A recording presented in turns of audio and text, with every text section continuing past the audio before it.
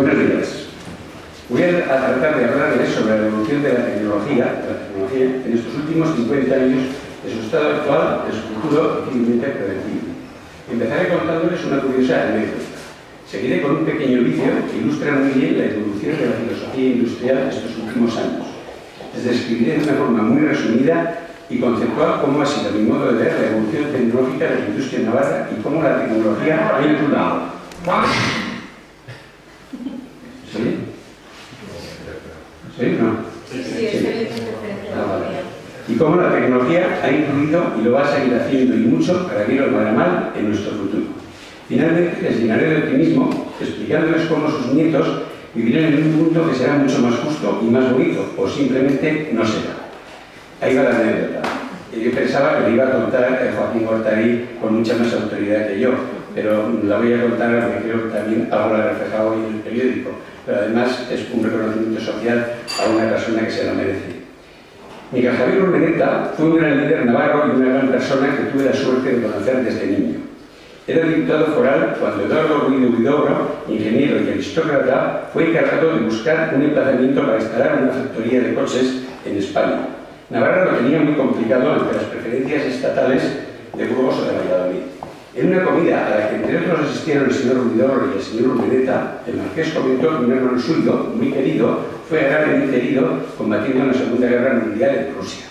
Miguel Javier, que también fue militar de profesión y también estuvo allí, le preguntó algún dato más sobre el hermano y que resultó que cuando cayó herido, casualmente, Miguel Javier estaba a escasos metros. Eduardo, emocionado, le pidió que continuase hablando de aquel suceso. De allí nació una amistad que, unida al gran prestigio profesional de Urmeneta y seguro que también a las buenas condiciones que ofrecía Navarra, la balanza se inclinó afortunadamente por instalar la factoría Audi, que después llegaría a ser la gran fábrica de Volkswagen que hoy tenemos en el lugar. Por tanto, casi se puede decir que una bala rusa fue el origen del gran desarrollo industrial de Navarra. Hasta ahí la anécdota. Ahora vamos a ver un pequeño vídeo que refleja bien cómo ha ido cambiando la filosofía industrial. Dura solo 2 minutos, estén muy atentos, porque la última parte es visto y no visto. Se trata del cambio de ruedas hace 50 años y ahora.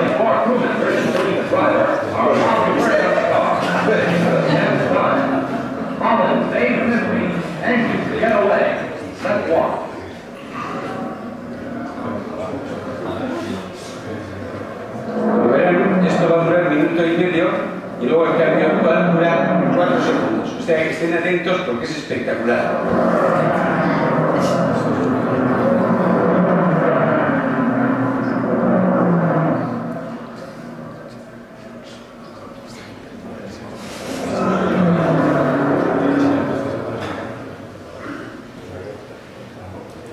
Va a reflejar muy bien lo que ha pasado en la industria de Navarra y en todo el mundo en estos últimos 50 años.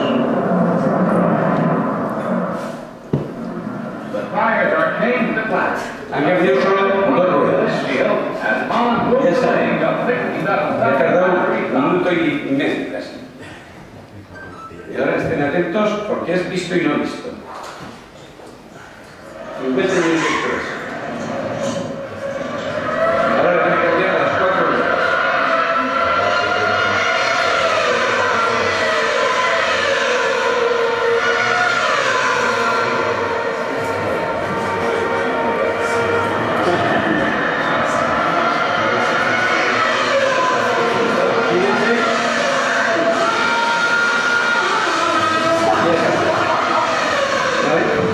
¿Por qué he puesto este vídeo? Pues porque refleja muy bien la evolución de la forma de hacer de nuestras industrias. Antes las cosas se hacían bien, pero sin mucha rapidez ni excesivas prisas. Ahora no, la industria actual se caracteriza porque los tiempos de proceso, los famosos lead time, son los que gobiernan la producción. Esta se ha acelerado tremendamente y además exige una gran agilidad de respuesta al cambio. En una buena fábrica de coches, si pusiéramos un cronómetro sobre la chapa, cuando ésta entra en el taller y lo parásemos cuando el coche completamente terminado sale del mismo, solo habrían transcurrido 30 horas. Habiendo fabricado un producto de una extraordinaria calidad y complejidad, de 7.000 piezas perfectamente ensambladas y dotado de un gran equipamiento tecnológico y solo por 12.000 euros. Hagan ustedes obras en la cocina de su casa cambiando 4 azulejos y poniendo 4 muebles, y verán que se les han ido casi esos 12.000 euros. Hay que hacer las cosas muy bien para ser capaces de fabricar un coche de semejantes características en ese tiempo, con esa calidad y a ese precio. Pues bien, yo creo que en Navarra, la industria del automóvil, además de puestos de trabajo y de dinero, lo principal que ha aportado ha sido la enseñanza de aprender a trabajar muy bien y a expandir las complicadas pero muy eficaces tecnologías de la producción de coches al resto del tejido industrial. No es extraño que seamos capaces de construir un sofisticado aerogenerador para producir energía eólica, o que seamos uno de los mejores fabricantes de conservas vegetales o de genéricos de farmacia. Todas esas cosas que son muy complejas las hacemos muy bien. ¿Y cómo hemos llegado hasta aquí? Hace 50 años Navarra era eminentemente agrícola y estaba tecnológicamente muy retrasada y apenas existían fábricas. Un dato significativo es que no había más de 30 ingenieros industriales y ahora estamos más de 1.500. Cuando comenzó la industrialización, que ahora conmemoramos, los operarios en su mayor parte eran gente provenientes del campo, sin ninguna experiencia productiva, pero eran gentes sacrificadas, disciplinadas y trabajadoras, que en tiempo de posguerra habían tenido que ingeniárselas para, con pocos medios, salir adelante. Sabían hacer de la necesidad virtud. Las fábricas se componían de máquinas sencillas, robustas y fáciles de manejar. El sistema de producción se regía por principios tayloristas, que resumiendo lo viene a decir: trabajador, te pago por trabajar, no por pensar. Mediante el estudio de métodos y tiempos se analizaba cada puesto de trabajo, cronometrando todos los movimientos para hacer su trabajo más eficiente y para pagarle por el sistema de primas en función de lo que producía. El operario trabajaba entre 50 y 60 horas semanales, bastantes de ellas extraordinarias. Tenía un jornal que le permitía ir comprando una modesta vivienda y equipando con los nuevos electrodomésticos. Era la época de los tornos revólver, pegadas automáticas, etc. El consumidor ya empezaba a tener dónde elegir y se volvía exigente. Hace 25 años, y de la mano de las multinacionales, se empezaron a introducir células de fabricación flexible y empezaron los primeros robots. Las operaciones logísticas, o sea, poner materiales en los puestos de trabajo, consumían muchos recursos humanos, así como los controles de calidad, que también eran muy manuales. Hace 20 años llega el fenómeno de la reingeniería de la empresa, que dicen ni más ni menos que olvide lo que usted sabe sobre cómo debe funcionar una empresa, casi todo está equivocado. El mundo del trabajo debe sufrir una reforma fundamental, radical y espectacular, centrándose en procesos en vez de en operaciones, lo cual es posible hoy día gracias al enorme poder capacitador de la informática. Hoy día las fábricas modernas tienen una maquinaria muy compleja pero muy eficaz y que son capaces de hacer cualquier tipo de operación a una enorme velocidad. Los robots se han sofisticado hasta límites increíbles y ya no son caros, no comen pan, ni protestan, ni se ponen enfermos y por tanto, en cuanto pueden, se sustituye a hombres por robots. La logística, con sus almacenes automáticos y los sistemas de transporte teleguiado, están eliminando mucha mano de obra. Si a ello añadimos la visión artificial y los escáneres para el control de calidad, llegamos a fábricas que casi no tienen operarios, sino unos pocos controladores técnicos. El problema ya no es producir, sino vender. El enemigo del obrero ya no es el patrón, sino la competencia. Así como el tractor y las cosechadoras eliminaron el trabajo manual del campo, la mecatrónica está eliminando el trabajo humano de las fábricas. A lo largo de mi vida profesional he visto y he participado en muchos procesos productivos. Me atrevo a decir que casi todos los productos hoy día pueden ser hechos casi sin gente. ¿Cómo serán las fábricas del siglo XXI? Muy organizadas, muy automáticas, muy complejas, muy bonitas, respetuosas con el medio ambiente y con la dignidad laboral de los que allí trabajan. Los procesos productivos se regirán por los sistemas de anticipación, palabra clave. Y para ello utilizarán dos herramientas fundamentales que regirán el siglo XXI, que son trazabilidad y simulación de procesos. ¿Y qué nos deparará el futuro? Hagamos de futuro. Hablemos de la tercera revolución industrial. La tercera revolución industrial nos brinda la esperanza de que podamos alcanzar una era poscarbónica sostenible a mediados de este siglo, evitando así un cambio climático de niveles catastróficos. Disponemos de los conocimientos científicos de la tecnología y del plan de acción para que esto no ocurra. Ahora solo es cuestión de reunir voluntades. La tercera revolución industrial se basa, muy resumidamente, en la transición de las energías fósiles hacia las renovables, haciendo que todos los edificios produzcan energía renovable, que la compartirán mediante redes inteligentes, utilizándose la tecnología del hidrógeno para acumular energía y sustituyendo la actual flota de transportes hacia vehículos de motor eléctrico. Fruto de esta nueva revolución, están haciendo una sociedad colaborativa, de lado a lado, frente a la actual, de arriba a abajo. Navarra casi ni se enteró de las dos primeras revoluciones industriales. Sin embargo, y si trabajáramos unidos, Navarra podría ser pionera de esta tercera revolución industrial. Ya sé que algunos pioneros se los cargaron los indios, pero gracias a ellos se descubrió el Dorado y la magnífica California. Ahí tenemos un gran reto. Por otra parte, las maldiciones bíblicas de comerás el pan con el sudor de tu frente y parirás con dolor ya están siendo superadas, lo cual no quiere decir que el mundo sea en este momento un paraíso terrenal, ni muchísimo menos. Basten algunas cifras para demostrarlo. 85 personas tienen más dinero que 3.000 millones. 1.000 millones de seres humanos se van a dormir cada día con hambre. El 40% de la población humana vive con menos de $2 al día. Ingentes fortunas de dinero ilícito o insolidario están depositadas en paraísos fiscales. 1 billón de euros anuales, 1 billón, no son recaudados en Europa por las triquiñuelas fiscales, etc. Y sin embargo, no sería difícil demostrar que con la tecnología actual, con sentido común y sobre todo con voluntad de hacerlo, seríamos capaces de erradicar esas desgraciadas cifras. Y entonces, ¿por qué no lo hacemos si poder se puede? Puedo estar equivocado y seguramente lo esté, pero creo que la tecnología actual, aplicándola con decidida voluntad de erradicar esas cifras, puede darnos la solución. El mundo sufre una pandemia gravísima, la corrupción.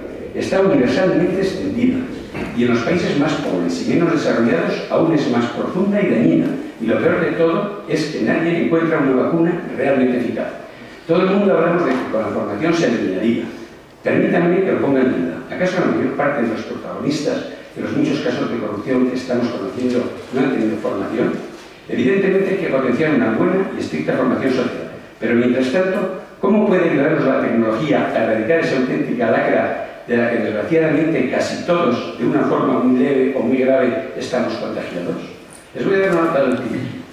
¿Qué les parecería dejar a nuestros nietos un mundo en el que no hubiese corrupción, ni robos, ni extorsiones terroristas, ni secuestros, ni narcotraficantes, ni dinero negro, y se pudiera gobernar con una inteligente y justa política fiscal? Les parecería una utopía, ¿verdad?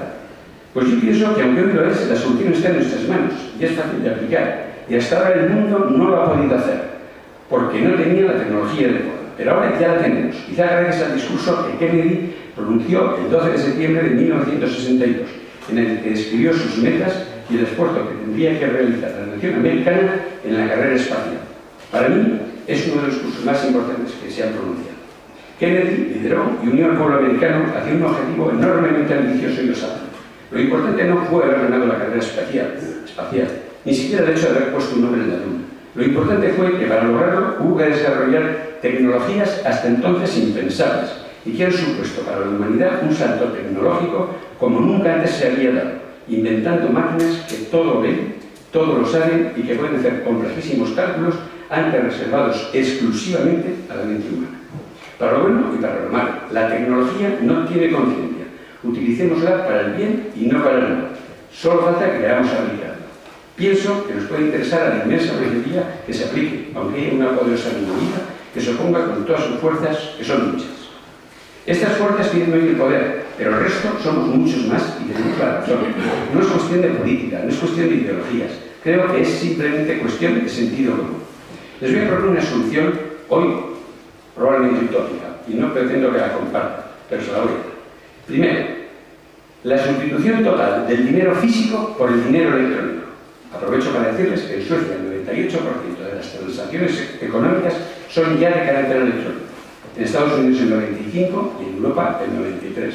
Segundo, la supresión a nivel mundial del secreto bancario cuando jueces, solo jueces de cualquier país democrático, piden a los bancos las cuentas de los individuos que estén imputados en procesos legales. El dinero físico actual no deja huella.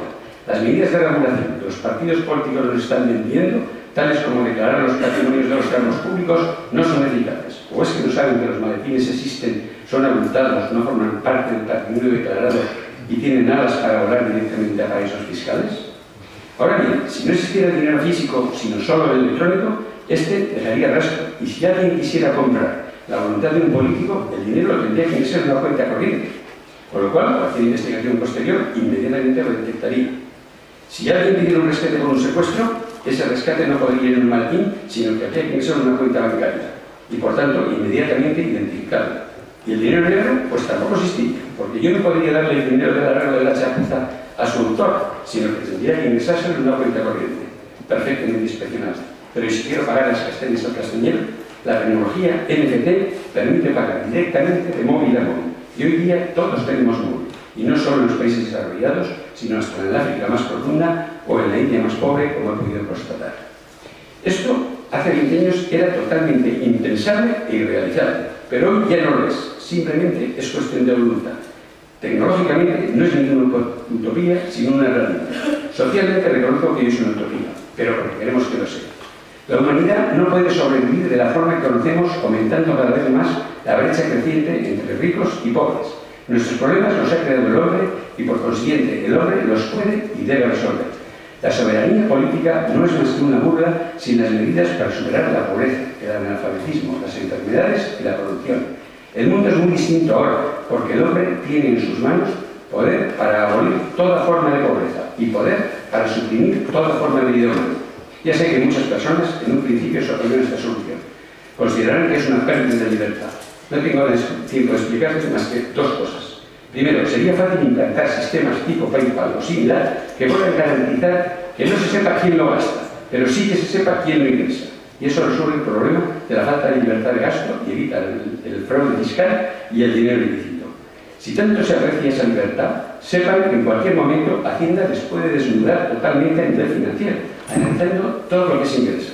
O que la policía, la investigación judicial, puede escuchar hasta nuestras conversaciones más íntimas, sacarnos fotos de nuestras conductas más personales o interceptarnos todas nuestras comunicaciones electrónicas. ¿De qué libertad estamos hablando? Parafraseando a Bernard Shaw, diré: otras personas ven las cosas y se preguntan ¿por qué? Pero yo sueño cosas que nunca han sido y digo ¿por qué no? Un niño le preguntaba a su padre: papá, ¿qué es la utopía? Su padre se lo explicó: hijo mío, la utopía es como el horizonte.